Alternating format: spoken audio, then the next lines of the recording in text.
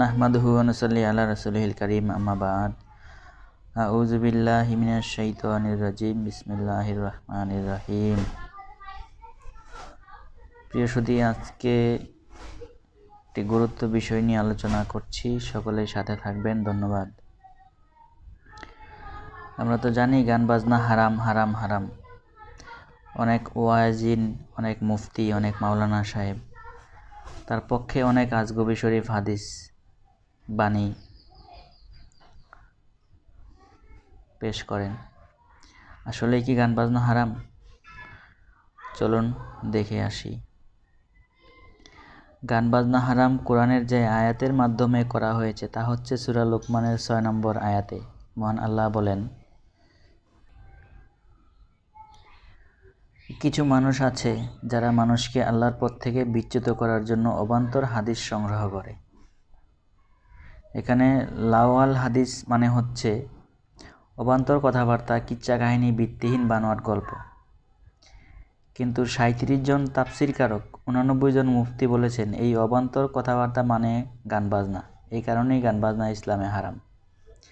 এমনকি ছোটবেলায় অনেক হুজুরকে এই আয়াতের ভিত্তিতে অঙ্ক, ইংরেজি, বিজ্ঞান এসব দুনিয়াবি পড়াশোনাকেও হারাম বলতে শুনেছি। তাহলে এখানে মাঝখানে আমি যদি একটু কথা বলি, সেটা হচ্ছে যে আজ থেকে আরও বহুদিন আগের কথা যদি বলি, যে তৎকালীন সময়ে এই আলেম সাহেবরা, মুফতি সাহেবরা এবং তাফসীরকারকরা দুনিয়াবি যে শিক্ষা, বাংলা, অঙ্ক, ইংরেজি, এই সমস্ত শিক্ষাকে তারা হারাম বলতেন। কেননা এগুলি দিনী শিক্ষা না, সাধারণ শিক্ষা, এগুলো দিনী শিক্ষা না, এই জন্য তারা এগুলোকে হারাম বলতেন। তো গান বাজনা মানে অবান্তর কথাবার্তা, এটা এভাবে না। গান বাজনার ভিতরে অনেক বুঝনীয় অনেক বিষয় আছে, অনেক শিখার বিষয় আছে। যেই গানের মাধ্যমে কোনো শিখার কিছু নাই, যেই গানের ভিতরে বোঝার কিছু নাই, অবান্তর কথাবার্তা থাকে, সেগুলো হারাম হতে পারে। আর এই লাওয়াল হাদিস, যেই লাওয়াল হাদিস মানে হচ্ছে অবান্তর কথাবার্তা, আর এই লাওয়াল হাদিস দিয়ে ইচ্ছা মতো যখন যা খুশি হারাম বলা যায়। মানে এই লাওয়াল হাদিস দিয়ে যে কোনো জিনিসকে যে কোনো সময় হারাম হালাল করা যায়। আচ্ছা, হযরত দাউদ আলাইহিস সালামের মুজিজা ছিল ওনার সুর। এবার আসেন সুরে। হযরত দাউদ আলাইহিস সালাম ছিলেন আল্লাহর একজন পয়গাম্বর নবী।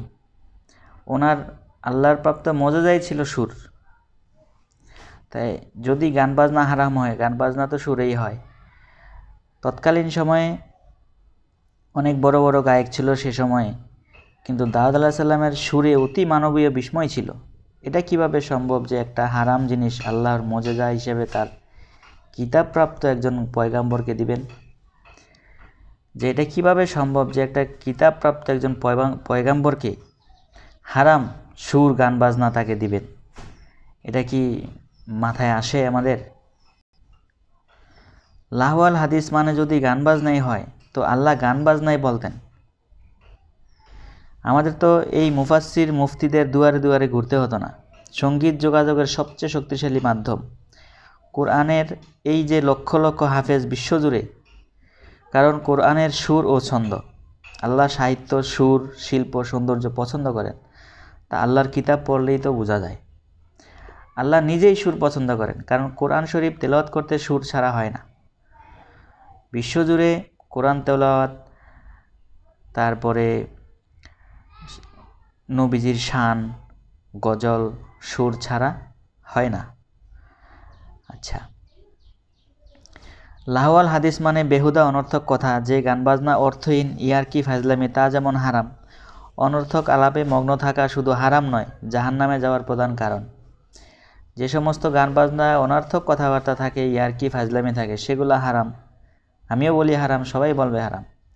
শুধু এগুলো হারাম না, চার দোকানে বসে বা আরও দুইজন একজন সাথে হইলে যারা অনর্থক কথাবার্তা বলে, বেহুদা কথাবার্তা বলে, সেগুলোও হারাম। এবং শুধু হারামই না, জাহান্নামে যাওয়ার প্রধান কারণ বটে। সূরা মুদাসসিরে আল্লাহ বলেছেন কারা জাহান্নামে যাবে? যারা দরিদ্রদের খাবার দিবে না এবং যারা অনর্থক আলাপে মগ্ন থাকবে। অনর্থক আলাপে যারা মগ্ন থাকবে এবং যারা দরিদ্রকে খাবার দিবে না তারা যাবে জাহান্নামে। তাহলে এবার আমরা তো পরিষ্কার, এটা তো পবিত্র কোরআন শরীফের থেকে আমরা যে রেফারেন্স, সূরা মুদাসসিরে আল্লাহ বলেছেন কারা জাহান্নামে যাবে। আমরা সূরা মুদাসসির দেখব। তো এই যে গান বাজনা হারাম, বেহুদা কথাবার্তা এবং বেহুদা আলাপ মগ্ন থাকা, ওই সমস্ত গান বাজনা থেকে দূরে থাকবেন এবং ওই সমস্ত বেহুদা কথাবার্তা থেকে দূরে থাকবেন জাহান্নাম থেকে বাঁচতে হলে, এবং দরিদ্রকে খাবার দিবেন। সবাই ভালো থাকবেন। আসসালামু আলাইকুম ওয়া রাহমাতুল্লাহি ওয়া বারাকাতুহু।